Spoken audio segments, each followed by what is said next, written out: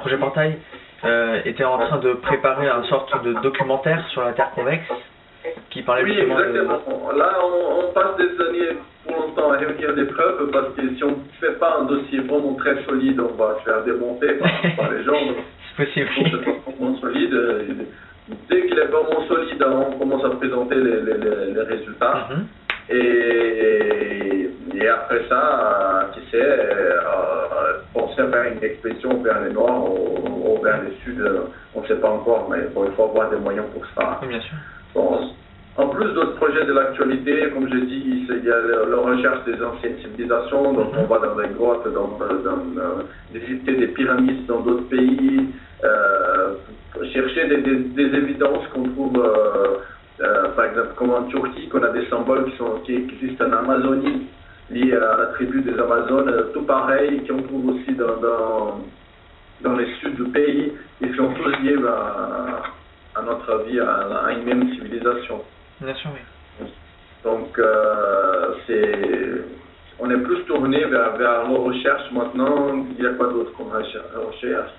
On a un groupe qui se spécialise là, on a un observatoire ici au Mato Grosso du Sud, au Brésil, spécialisé à développer des technologies pour prévoir des tremblements de terre, des catastrophes naturelles, des choses comme ça sur la planète. Donc, et on est en train de créer des liens, des numéros de téléphone avec plusieurs pays pour, dans le futur, si jamais on détecte quelque chose, pour qu'on puisse avertir les gens, faites attention à telle région parce qu'on détecte tel problème. Donc, on est très tourné vers tout ça en ce moment. D'accord, je vois. Donc en fait, le but ultime du projet Portail, c'est un petit peu de rendre les connaissances à l'humanité dans un sens. Oui, dans un sens, c'est un partage de connaissances, c'est revoir l'histoire passée pour qu'on puisse reprogrammer notre futur d'une autre façon. Pour qu'on puisse être prêt à un autre futur. C'est aussi développer les technologies qu'on appelle technologies tactioniques avec l'être humain. C'est pour qu'il puisse sortir d'un certain contrôle mental qui nous est un peu imposé par les limitations des fréquences et qu'on puisse être plus créateur de nos mondes, de notre propre vie, c'est-à-dire apprendre à développer la maîtrise sur les fréquences d'ondes des cerveaux, à équilibrer les deux hémisphères d'une façon qu'on arrive à centraliser les charges électriques, les champs électromagnétiques de notre corps sur les fronts. Ça nous permet de générer des champs et à développer des facultés extrasensorielles plus facilement. Et comme ça, avec une perception autre que celle qu'on a tous, la majorité, on arrive à interagir avec le monde d'une autre façon, à percevoir d'autres dimensions, d'autres consciences. Et en faisant ça, ces partages avec ces consciences nous permettent de recevoir des informations ou des technologies ou des choses qui nous aident à résoudre pas mal d'énigmes qu'on a dans notre monde aujourd'hui et aussi à essayer d'être prêt pour un autre futur, d'une autre façon qu'on puisse maîtriser mieux nos choses, développer ces technologies liées au pouvoir mental, à sortir de ces schémas comment on dit, des limitations des fréquences, des cultures, de quoi que ce soit, on sort de n'importe quel type de limitations parce qu'il y a tout un tas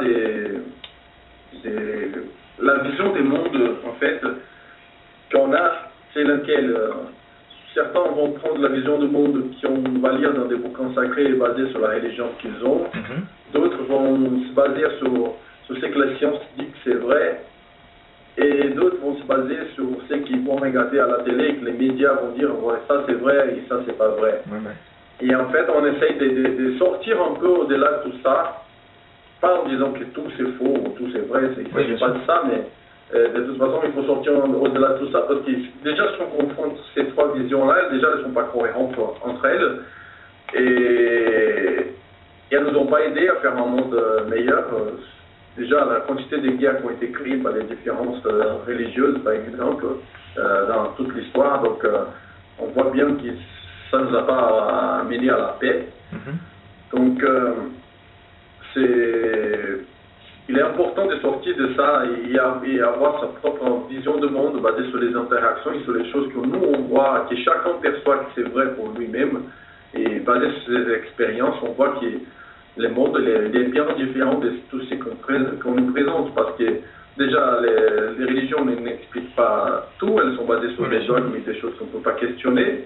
Ensuite, notre science, on sait très bien qu'elle est très limitée et à chaque X nombre d'années, elle va changer tous ses paradigmes parce qu'elle a fait une nouvelle découverte et là, ça change tout à nouveau et on voit les choses autrement. Et donc, ça veut dire qu'on est en train de découvrir par la science des petits morceaux des réalités. Donc, il y a un univers, un tas de choses au-delà de tout ça dont on ne voit pas dans ces trois modèles des mondes. Donc, on essaie d'aller un peu au-delà de ça pour partager un peu ses connaissances et voir si ça peut aider l'humanité d'une certaine façon. D'accord, très bien, merci. Tout à l'heure, vous avez parlé d'un partenariat avec 49 races extraterrestres. Est-ce que vous pouvez m'expliquer un petit peu ce principe et qu'est-ce qu'ils font par rapport à nous? D'accord. Bon, je vais répondre à cette question, j'essaie de faire de la façon la plus simple, mais je pense que ça va être un peu long ici. D'accord. On a plusieurs types d'interférences, on a toujours vu ça, d'interférences extraterrestres sur la planète. Il y a plein de gens qui disent « je ne crois pas aux extraterrestres ». Donc, ça, déjà, c'est une grosse erreur de dire ça, parce qu'extraterrestre, c'est pas comme une religion ou une croyance. C'est pas une question de croire ou ne pas croire. Ils sont là, c'est un fait, la personne a pu essayer de refuser de les regarder, de voir qu'ils existent, mais c'est pas une question de croyance. C'est une réalité. Tous les qui l'ont vu, ils sont là, il y a des preuves dans les gouvernements de ça, les religions sont au courant de ça, la majorité des observatoires dans toute la planète appartiennent à l'Église catholique, donc tout le monde sait que ça existe. Donc c'est pas une question de croyance, il ne s'agit pas de ça. D'accord. Mais pour parler de ça, on a des visites sur cette planète depuis longtemps. Même cette planète, elle a été un peu colonisée par d'autres races. Donc, qu'est-ce qui s'est passé? Si on étudie déjà les plaques sumériennes, on va voir qu'Adam, par exemple, c'était pas juste un homme, mais c'était une façon de traiter de bétail, la race humaine. Donc la traduction d'Adam en sumérien, c'est bétail. Parce qu'en fait, il y avait une espèce de singe plus évolué ici, il y a longtemps, et il y a une race qui a fait des modifications génétiques sur ces singes, en mélangeant leur ADN avec celui du singe pour les faire évoluer, devenir plus intelligents. Et après tout ça, ils devaient travailler pour eux, c'était une espèce d'esclaves. Ils ont créé ça pour qu'ils avaient besoin de minerais ici sur la planète. Ils avaient un intérêt sur les minerais ici parce qu'ils avaient une vibration différente pour leur planète, une race qui est venue de l'extérieur. Et pour ça, ils ont créé un ouvrier pour eux à cette époque.